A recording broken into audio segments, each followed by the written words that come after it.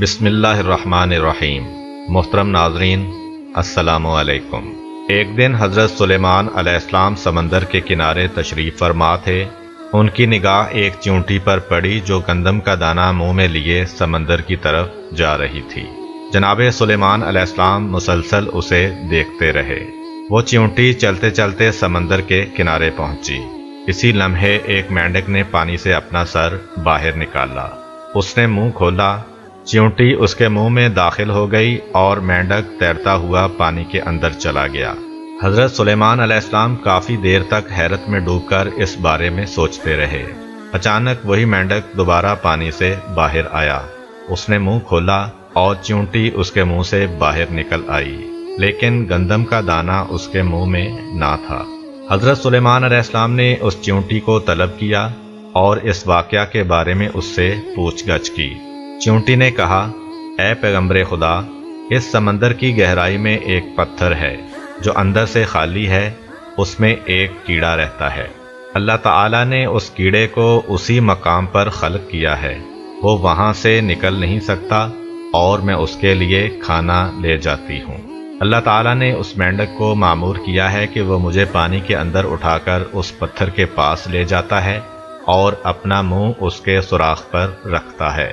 میں اس کے منہ سے باہر نکل کر اس کیڑے کے پاس جاتی ہوں اور گندم کا دانہ اس کے پاس رکھ آتی ہوں۔ یہ مینڈک میرے انتظار میں رہتا ہے، میں واپس اس کے منہ میں داخل ہوتی ہوں اور یہ پانی میں تیرتا ہوا مجھے سمندر سے باہر لے آتا ہے۔ حضرت سلیمان علیہ السلام نے چیونٹی سے کہا، جب تم اس کے لیے گندم کا دانہ لے کر جاتی ہو تو کیا اس سے کبھی کوئی گفتگو بھی سنی ہے؟ چیونٹی نے کہا، ہاں، وہ کہتا ہے، اے وہ ذات کہ جس نے میرے لیے اپنے رزق کو سمندر کی گہرائی میں اس پتھر کے اندر نہیں بلایا، اپنے مومنین بندوں پر اپنی رحمت کو نہ بلا۔ حضرت امام زین العابدین علیہ السلام فرماتے ہیں، چنڈول ایک خوش آواز پرندے کا نام ہے۔ چنڈول کے سر پر تاج ہونے کی وجہ یہ ہے کہ حضرت سلیمان علیہ السلام نے اس کے سر پر دست شفقت پھیرا تو اس طرح کا تاج اس کے سر پر بن گیا تھا۔ ایک دن چنڈول چاہتا تھا کہ اپنی مادہ کے ساتھ ملاپ کرے، لیکن مادہ چنڈول اس کام پر راضی نہ تھی۔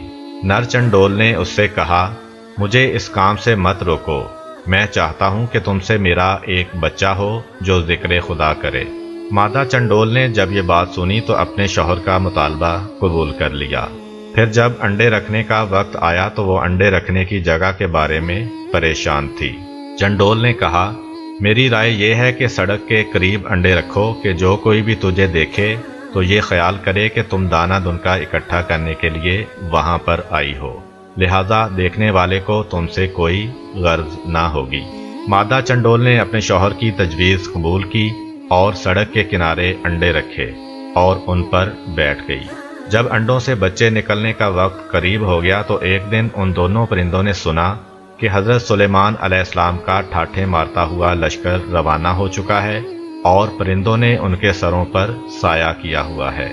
مادہ چنڈول نے اپنے شوہر سے کہا، حضرت سلیمان علیہ السلام اپنے لشکر کے ہمراہ ہماری طرف آ رہے ہیں تاکہ یہاں سے عبور کریں۔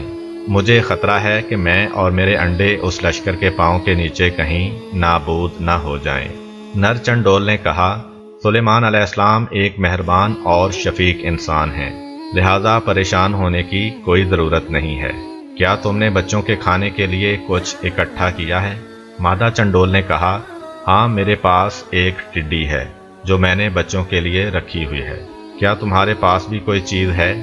چنڈول نے کہا، میرے پاس کھجور کا ایک دانہ ہے جو میں نے بچوں کے لیے رکھا ہوا ہے۔ مادہ چنڈول نے کہا، تم کھجور اور میں ٹڈی اٹھا لیتے ہیں۔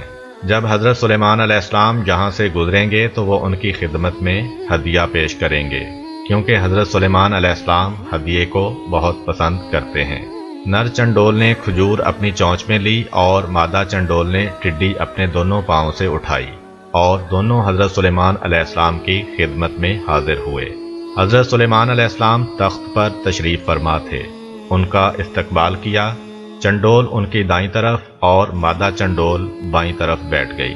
حضرت سلیمان علیہ السلام نے ان دونوں پرندوں سے احوال پرسی کی۔ انہوں نے بھی اپنی زندگی کا واقعہ جناب کی خدمت میں بیان کیا۔ حضرت سلیمان علیہ السلام نے ان کا ہدیہ قبول کر لیا اور لشکر کو وہاں سے ایک طرف موڑ دیا تاکہ ان کے انڈے پاؤں تلے نہ روند ڈالیں، اور ان کے سر پر دست شفقت پھیرا اور ان کے لیے دعا کی۔ حضرت سلیمان علیہ السلام کی دعا اور ان کے ہاتھ کے مس کرنے کی وجہ سے ان پرندوں کے سر پر ایک خوبصورت تاج نکل آیا۔ ایک دن حضرت سلیمان علیہ السلام نے ایک چڑا دیکھا جو اپنی بیوی چڑیا سے کہہ رہا تھا، تم کیوں مجھ سے دور دور رہتی ہو؟ اگر میں چاہوں تو قصر سلیمان علیہ السلام کا مینار اپنی چونچ سے اٹھا کر سمندر میں پھینک سکتا ہوں۔ ہوا نے اس کی بات کو حضرت سلیمان علیہ السلام تک پہنچا دیا۔ حضرت سلیمان علیہ السلام اس کی بات سن کر مسکرائے، پھر ان دونوں کو طلب کیا اور چڑے سے فرمایا، تم کیسے میرے محل کا مینار چونچ میں اٹھا کر سمندر میں پھینک سکتے ہو؟ چڑے نے کہا، نہیں اے رسول خدا، مجھ میں ایسی طاقت نہیں ہے، لیکن بعض اوقات شوہر اپنی بیوی کے سامنے بڑا بنتا ہے اور شوخیاں بگاڑتا ہے۔ ظاہر ہے عاشق کی کسی بھی بات پر اس کی سرزنش نہیں ہوتی۔ حضرت سلیمان علیہ السلام نے چڑیا سے کہا، تم کیوں اپنے آپ کو شوہر کے حوالے نہیں کرتی ہو جبکہ وہ تمہیں دل سے چاہتا ہے؟ چڑیا نے جواب میں کہا، اے پیغمبر خدا، وہ عاشق نہیں ہے، فقط عشق کا دعویٰ کرتا ہے، کیونکہ وہ میرے علاوہ کسی اور کے ساتھ بھی عشق کرتا ہے۔ اس بات نے حضرت سلیمان علیہ السلام کے دل پر گہرا اثر کیا۔ انہوں نے شدید گریہ کیا اور گوشہ تنہائی میں چلے گئے، حتیٰ کہ 40 دن تک خدا کی بارگاہ میں گریہ کرتے رہے اور خدا کی بارگاہ میں درخواست کی کہ میرے دل میں غیر خدا کا عشق پیدا نہ ہو اور میرے عشق کو غیر خدا کے عشق کے ساتھ مخلوط نہ کرنا۔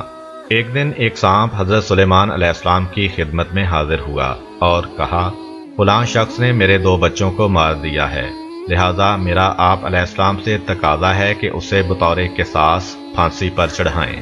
حضرت سلیمان علیہ السلام نے فرمایا، انسان کو سانپ کے بدلے میں قتل نہیں کیا جا سکتا۔ سانپ نے کہا، اے پیغمبر خدا، اگر اس کو قتل نہیں کریں گے تو پھر میری گزارش یہ ہے کہ اسے محکمہ اوقاف کا سرپرست بنا دیں، تاکہ اموال موقوفہ کو انصاف کے ساتھ استعمال نہ کرنے کی وجہ سے وہ وارد جہنم ہو، پھر اس سے دوزخ کے سانپوں کے ساتھ مل کر انتقام لوں گا۔ یہ روایت اس مطلب کو بیان کرتی ہے کہ وقف شدہ چیز کی ذمہ داری قبول کرنا انتہائی خطرناک اور مشکل کام ہے۔ وہ لوگ جو ایسی ذمہ داری قبول کرتے ہیں انہیں مکمل طور پر اس بات کی طرف متوجہ رہنا چاہیے کہ وہ ہمیشہ ہمیشہ کے لیے وادی جہنم کے کنارے کھڑے ہیں۔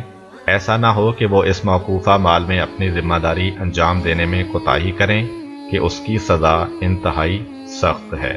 ایک دن حضرت سلیمان علیہ السلام جنوں انس اور پرندوں پر مبنی اپنے عظیم لشکر کے ہمراہ انتہائی نظم و ضبط اور شان و شوکت کے ساتھ جا رہے تھے کہ چلتے چلتے چیونٹیوں کی وادی میں پہنچ گئے۔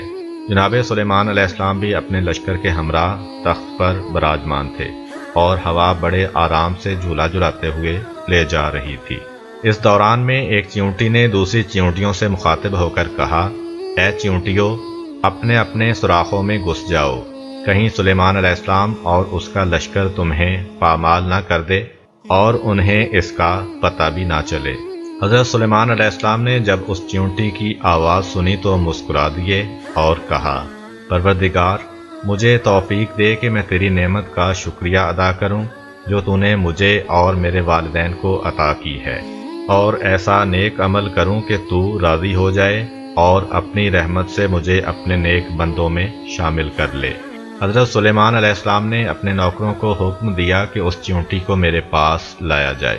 نوکروں نے فوراً اس چیونٹی کو ان کی خدمت میں حاضر کیا۔